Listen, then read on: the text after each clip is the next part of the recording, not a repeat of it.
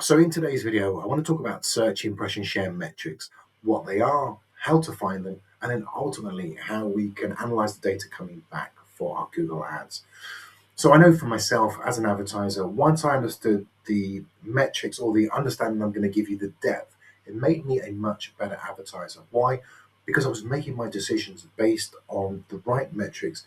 The key with Google is we need to know it gives us lots of data, but we need to find out where those pieces of data are. So what we're doing is literally putting a jigsaw together to then give us a clearer picture of how to become better advertisers, almost having to put our detective hat on and investigate to find out. Google gives you the information, but you need to know where to go to get that information. So that's what I want to focus on today. So let's jump into a screen share and go through some metrics.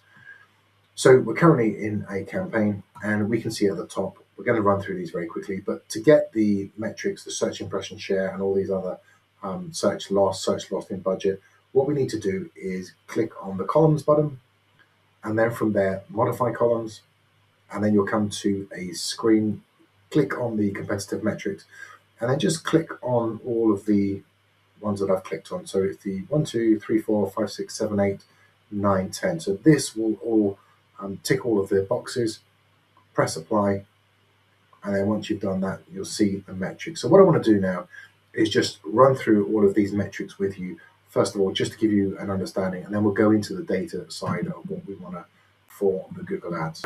So what we want to do now is look at search impression share. So we'll run through these very quickly and let's just go through the explanation and let me try and simplify these for you. So search impression share. Search impression share is the impressions you received on Google search sites divided by the estimated number of impressions you were eligible to receive.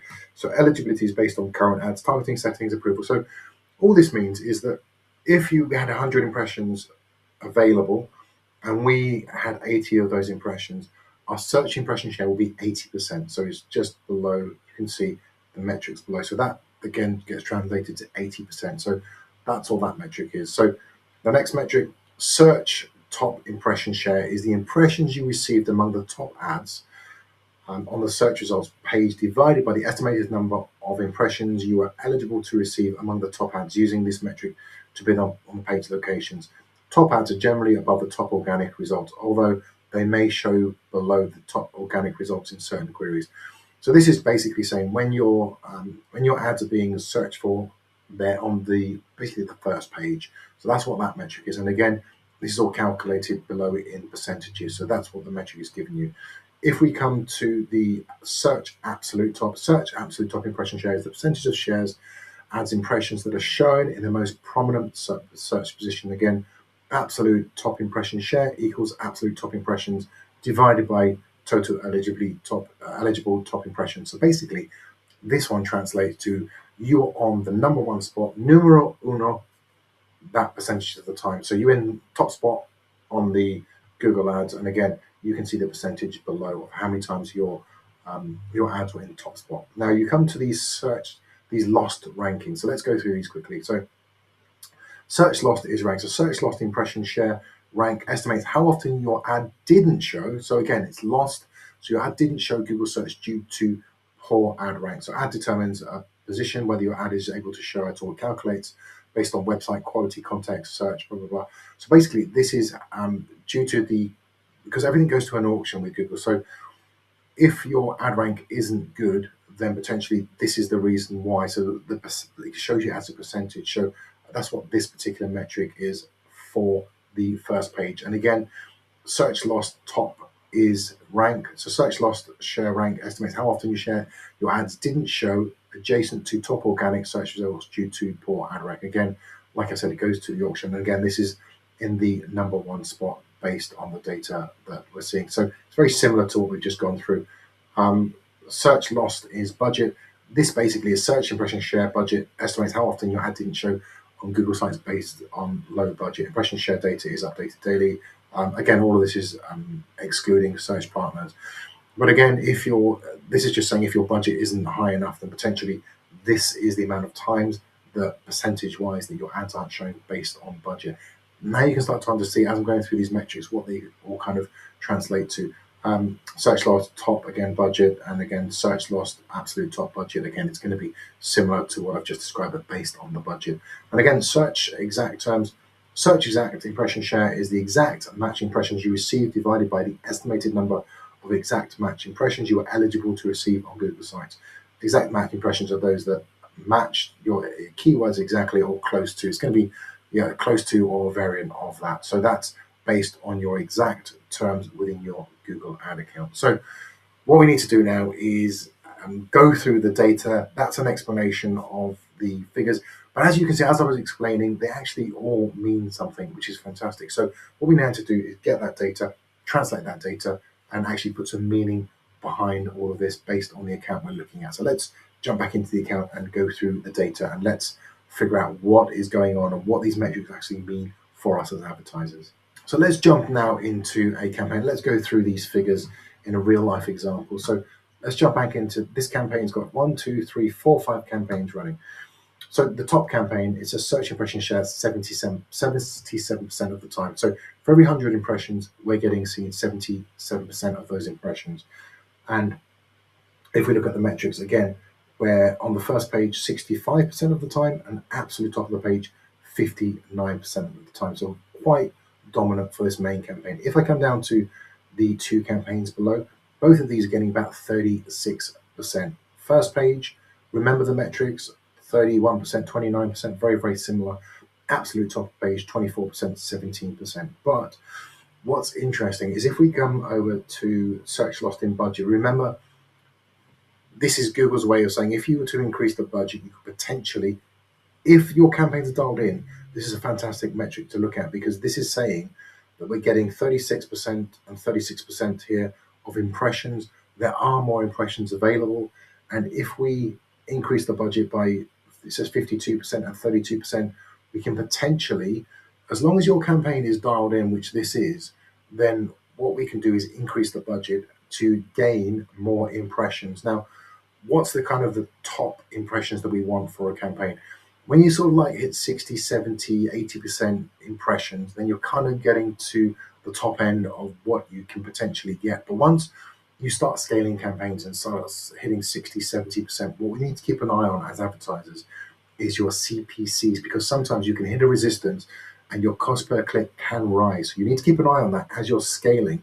So for this, I would recommend that we scale these two campaigns based on what I'm seeing. So 52% of the we can increase the budget, and 32% again we can increase the budget. And you can see we've got more impressions.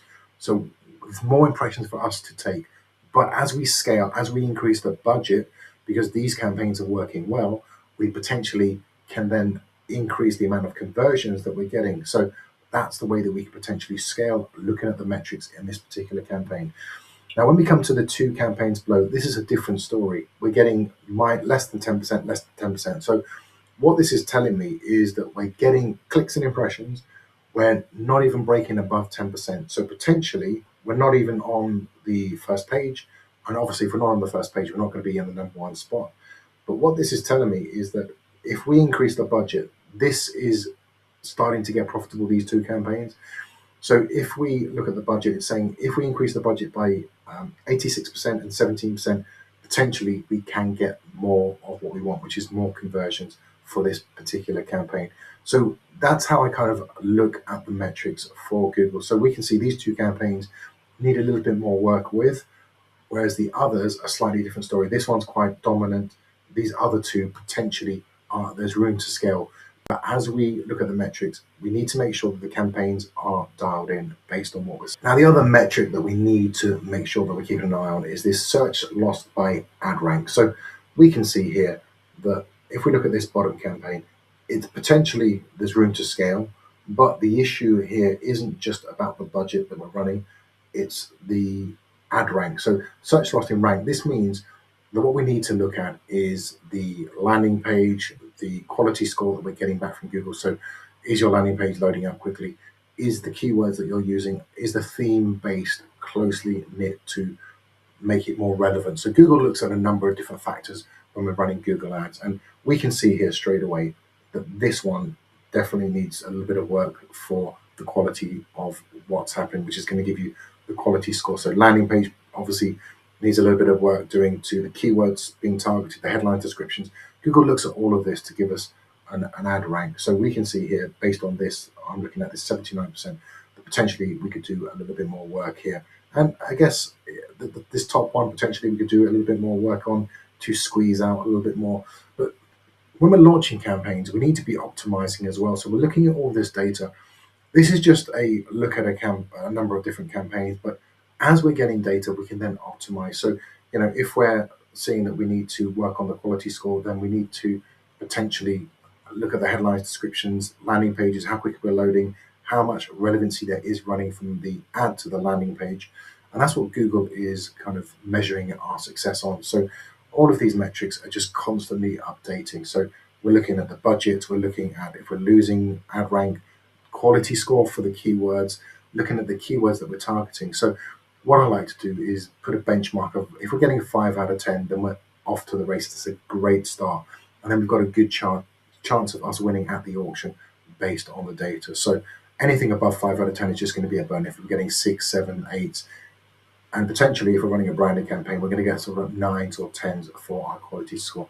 So Google takes this all into account, and this is where we can see the data. This is where we can look at all the metrics, the search impression share metrics that I mentioned earlier on.